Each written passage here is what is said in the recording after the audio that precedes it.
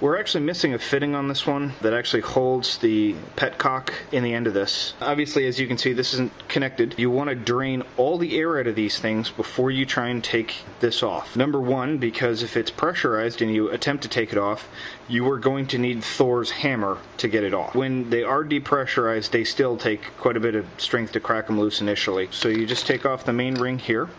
And sometimes this will unscrew and sometimes they'll just pop off. In this case, this one just pops off. And this here is supposed to stay like that. And this is my petcock here for releasing the water. Unfortunately, we're missing a ring here that's supposed to hold this tight. So you want to make sure that you take all of this off and clean this also. When you take this off, there's an O-ring right here, and you want to make sure that you keep this O-ring off to the side because we're going to be using an acid brush, Tech wipes, lint-free, and isopropyl alcohol of 99%. Whenever you use isopropyl alcohol, you always want to put your cap back on. Unfortunately, I do not have my isopropyl alcohol container today, so take your wipes and you'll put your piece down and you'll dab a little alcohol, and you do not want the alcohol to get on the O-ring or any of the additional O-rings. Wipe the threads. This is all plastic, so they'll come off nice and clean, and then just wipe all that dirt and debris and make sure that you get clear up to the head here because that's where your seal is, and that's where you want it to be the most clean. And then set that off to the side. This ring I've already inspected. This is the containing ring, and this is in pretty good shape. There don't seem to be any major contaminants here. Also, always look for nicks and burrs and cracks and things of that nature. And always separate out anything that you used alcohol on, always separate that out away from your desk because you don't want to accidentally have something hot touch your alcohol wipes, have your entire desk set on fire. That's kind of a big negative. So now we're just going to rub some alcohol on the inside of this and then wipe all the way to the bottom and then curl upwards as we go and then do the outside lip. And you can clean the outside if you really want it to just be nice and shiny. So that's good. Set that aside. Now this unit right here screws off, and that's your actual filter right there. These are actually fairly cheap, and it's got a part number right on it, 40. I forget what that is exactly. I think it's like the density of the pores or something. For this one, you'll just dab alcohol and rub on the outside, and you can see all the oil here. All this discoloration is just pure oil that has come from the motor on the air compressor, and you can see the discoloration as that oil lifts up and is absorbed into the wipes. And there should be less oil on the inside than the outside if you take a good look at that. There are still going to be some contaminants on the inside, so you do want to rub on the inside as well. And don't expect to get this thing looking brand new. You will not be able to. We're just trying to lift the contaminants from the outside pores. That's it. And now we set that aside. Now there's an O-ring in here, a small gasket on the inside of this. I'll see if I can get a little closer up. You can see that gasket right there. Okay, you do not want to get any alcohol on that at all. Some people will lube that. I don't recommend it personally, but I know that some people do. You want a nice clean seal on that. So we're just going to take a dry wipe and just go against it to make sure that we get any major contaminants off of it without using alcohol. And there does seem to be a little bit of grease that was used on these threads here. You'll notice a lot of this is actually built up rust. It didn't really affect the seal earlier, so I'm not going to worry about it. We've got some contaminants down in the center channel. We are going to be using a small dab of alcohol. Okay, and it's completely fine to get alcohol in here because this is where the air comes in from this side over here, and it filters into this channel and then fills the entire glass tube and then goes back down through here and out this little port on the right hand side into here to pressurize the system. And I apologize, I forgot that you're going to want Q-tips for this also, and you can see all that rust.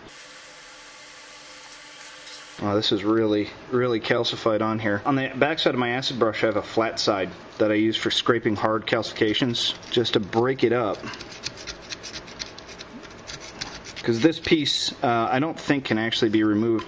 And the extra rust particles that fall down in here will blow out the first time you turn on the blower, so don't sweat that so much. However, if you have an air gun or something that you can use to blow this out with and clean it, that would be best. Unfortunately, I do not have one of those available because we have no 220 line in the shop just yet. We've got a buddy who's going to come and put one of those in for us. This part doesn't have to be perfect. I'm going completely overboard with this. It's completely unnecessary because the unit will still function.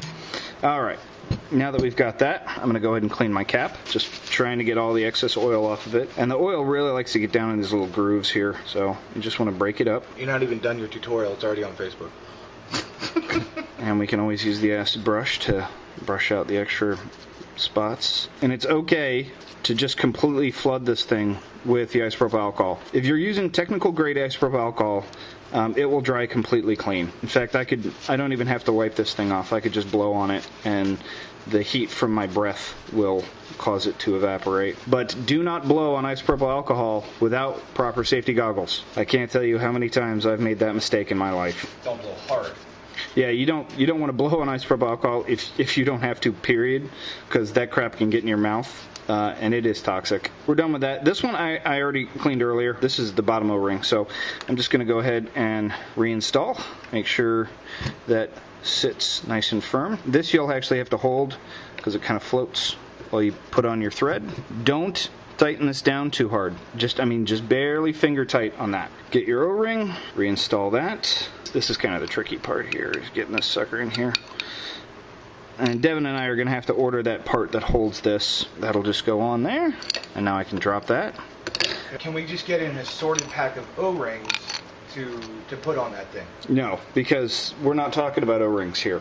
What we're talking about that we're missing is a threaded nut that goes on this right here. So it goes on these threads here and then holds this piece solidly down. What about going to a hardware store and getting a threaded nut for it? We probably could do that. Okay. I have in a pinch gone through, everybody's got a junk drawer full of stuff. Yeah. And even though the one that's supposed to be on here is like nylon, it's a plastic. I have used metal ones before. What about a metal one with an O-ring? No, you don't want the O-ring because the seal itself is dependent on the downward pressure.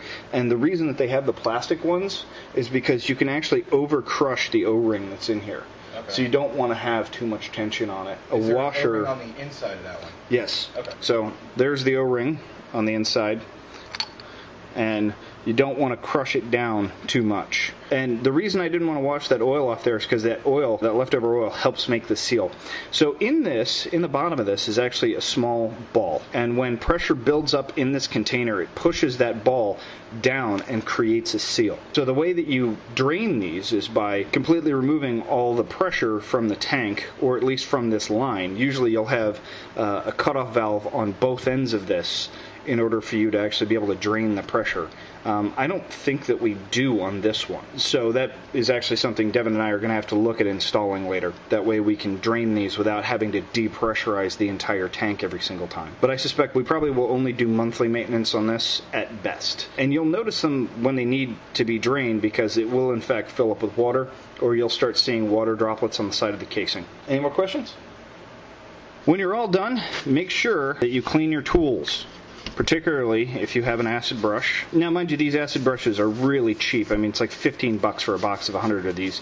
As I don't want to spend $15 all the time, I'm going to make sure that I clean my tools, put my cap back on my isopropyl alcohol, and whenever dealing with chemicals, we always make sure that we take off our gloves by pinching from the middle and pulling and then wrapping over. That way, all of your chemicals are on the inside of your gloves.